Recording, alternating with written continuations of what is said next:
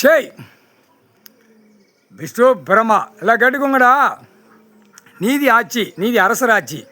இந்த கணக்கு நீதி அரசராட்சி, நீதி ஆட்சி ரெண்டு பேரும் சிவனும் பார்வதியும் மேலே உச்சியில் உட்காந்துருக்காங்க. கணக்கு நாங்கள் 2 பேர் தான் இந்த கணக்கு போடணும்.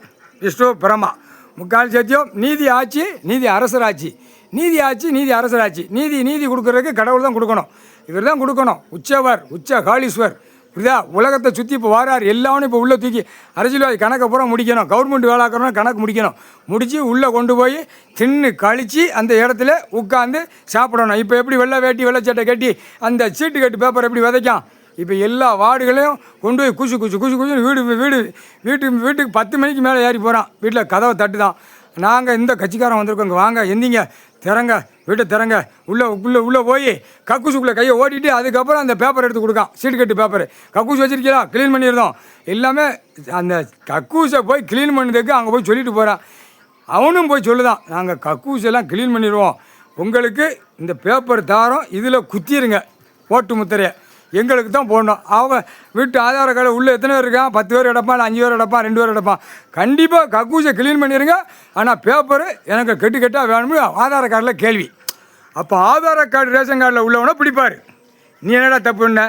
எவ்வளோடா எல்லாமே இந்த எல்லாம் அதுக்கு தான் இந்த ரிப்போர்ட்டு கிளியராக எடுத்து கொடுத்துரு அப்படின்ட்டார். கோர்ட்டில் பதிவு பண்ணிடு. உளவுத்துறை சிபி ரிப்போர்ட்டு, வார்டில் எவன் கொடுக்கான், வார்டில் ஓடி எவன் கொடுக்கான், அதெல்லாம் ரிப்போர்ட் எடுத்து கொடுத்துரு. இல்லையா? இவர் கணக்கு எடுக்கல. இராணுவத்தை வச்சு வார்டில் 2 பேர்த்த நிப்பாட்டுவார். கரெக்டாக ஷூட்டிங் பண்ணிடுவோம். ஒழுங்காக சொல்லு, எது வார்டில் எவன் காகித பேப்பர் இறைச்சான், இந்த முற்றுப்புள்ளி வரும், பெரிய முற்றுப்புள்ளி. இதோட கணக்கு க்ளோஸ் பண்ண முடியல அரசியல்வாதியா. அதுக்கு தான் இப்படி பிடிக்கார் முக்கால் சத்தியம். அது அரசியல்வாதியை நியமித்த கவர்மெண்ட்டுக்காரனுக்கு ஆணுக்கு பெண்ணுக்கும் நாடி கட்டு போட்டு ஒருத்தரவா துட்டு நெத்தியில் ஓட்டி சேரில் விலங்கு மாட்டியாச்சு, முடிஞ்சு வச்சு. இப்போ விலங்கு மாட்டு தான் கவர்மெண்ட் வேலை உள்ளவனுக்கு பூரா வரும். நீதிமன்ற கோர்ட்டில் வழக்கு ஓடுதா, எல்லாமே ஆணுக்கு பெண்ணுக்கு வரும். பேங்க் சம்மந்தப்பட்டது வரும்.